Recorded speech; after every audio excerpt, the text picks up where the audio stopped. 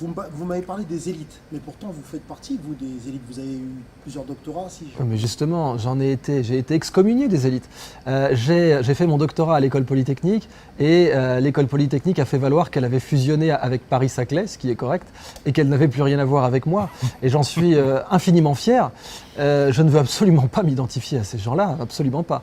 Je considère qu'ils font partie d'une époque passée, révolue, et vous savez, c'est comme le dit très bien Marc Alévi, un excellent penseur de la modernité et de la complexité.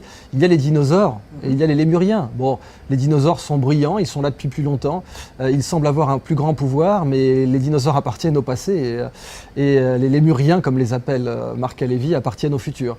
Donc si je dois choisir entre le passé et le futur, je choisirai toujours le futur. On peut vivre sans passé, on ne peut pas vivre sans futur. D'accord. Donc aujourd'hui, pour vous, les élites, vous voulez vous en dissocier? Mais ce concept est un mensonge. Le concept d'élite en soi... C'est pas soi... revanchard, justement, juste parce qu'on vous a, entre guillemets, excommunié.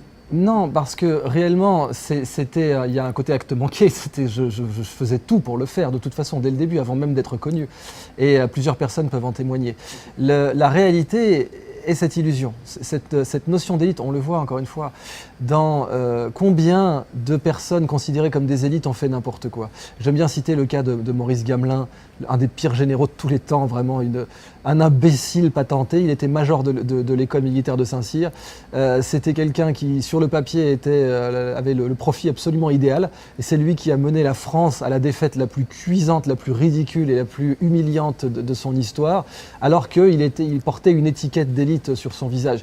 Et ce n'est pas un cas isolé. Je veux dire, c'est réellement la notion même d'élite telle qu'on la vend est une illusion. N'importe qui peut atteindre son élite intérieure.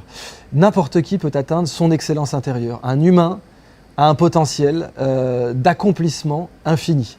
Et c'est mon mentor, ou plutôt mon saint patron en quelque sorte, Idriss Shah, et je porte le nom d'Idriss en référence à Idriss Shah, qui disait « L'être humain a une capacité infinie au développement personnel. Il a également une capacité infinie à la destruction personnelle. » Eh bien, nous sommes ici pour célébrer et pratiquer le développement personnel, que d'aucuns considèrent comme trivial et que nous considérons comme l'enjeu le plus important de l'existence sur Terre. D'ailleurs, certains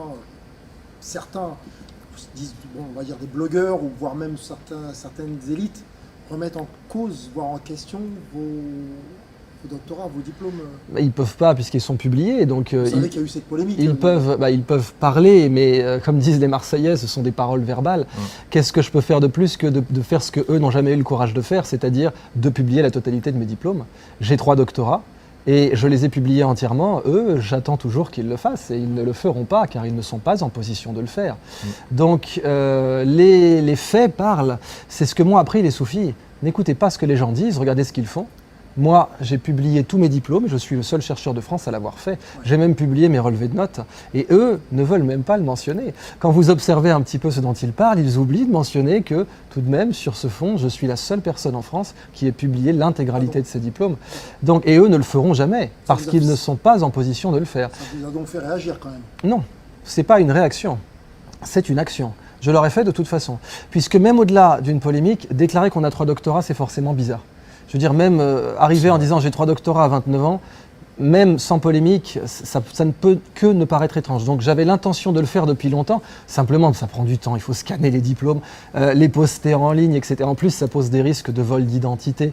Mais bon, je comptais le faire, je l'ai juste fait un peu plus tôt, effectivement.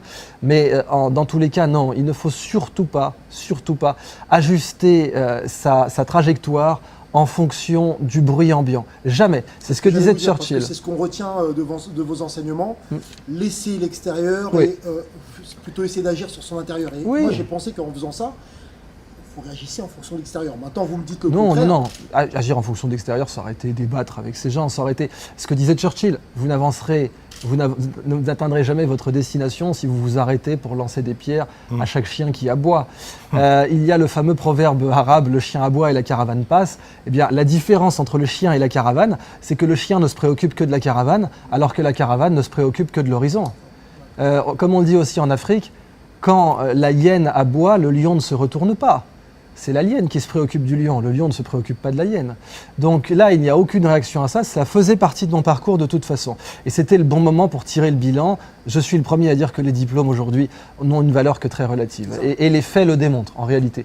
Donc j'ai fait le bilan, j'ai publié tous mes diplômes. J'ai dit regardez, faites-vous l'opinion que vous voulez, aucun problème. Ce qui compte. Ça ne compte pas au final. Je pense, alors je vais être honnête, si c'était à refaire, effectivement, j'aurais passé moins de temps sur cette... parce que, en fait, les diplômes, c'est un peu comme de l'argent réellement. Il y a un côté monnaie fiduciaire, monnaie papier. Reconnaissance aussi. Oui, mais c'est l'argent aussi, en un sens, l'argent est une voie. Donc, il y a un côté, le diplôme, c'est un truc qui est imprimé par une autorité, une sorte de banque, et cette banque peut le dévaluer. Et les faits, les circonstances peuvent dévaluer une monnaie. Les diplômes français en ce moment, on le voit dans les classements, je veux dire, l'école polytechnique est 400e mondiale. Alors on nous vend en France qu'est-ce que c'est, le fin du fin, etc. Bon, pour les Chinois, elle est 400e mondiale. La monnaie du diplôme de l'école polytechnique aujourd'hui, c'est du pesos argentin d'après la crise. Donc il faut arrêter d'essayer de poursuivre ces choses illusoires. La seule monnaie qui ne se dévalue pas, c'est la vertu humaine. Celle-là a une valeur à toutes les époques, dans toutes les circonstances, et il est absolument certain que c'est ce message que l'on doit diffuser. J'essaie de l'incarner moi-même en démontrant, oui, aucun diplôme ne vaut l'humanité. Ça, c'est certain. D'ailleurs, je vais rebondir là-dessus justement pour Steve. Vous offrez une alternative justement à cette éducation qu'on peut critiquer aujourd'hui. Ah, il faut, c'est pas qu'on peut, on doit, c'est un devoir, c'est pas qu'on peut la critiquer. On doit la critiquer. Dans l'état actuel, que Céline Alvarez l'a très bien fait d'ailleurs, dans l'état actuel, on est rentré au 21e siècle avec une éducation du 19e. On a une éducation qui nous coupe les ailes plutôt que de nous les développer, nous les faire pousser. Et l'impuissance apprise est un bon cas de ce que l'éducation peut nous inculquer dans le fait qu'on ne peut pas réussir, qu'on ne peut pas, n'essaye même pas, nous faire rester à notre place. En réalité, moi je me bats contre la religion du reste à ta place. Et ce sont les prêtres de la religion du reste à ta place qui m'excommunient en conséquence, bien évidemment. Ce sont des grands inquisiteurs du reste à ta place. Le reste à ta place, c'est la pire chose. Quelles sont les solutions alors? Quelles sont les alternatives? La seule solution, c'est de dire aux gens qu'ils peuvent le faire. Ce que fait très bien Steve.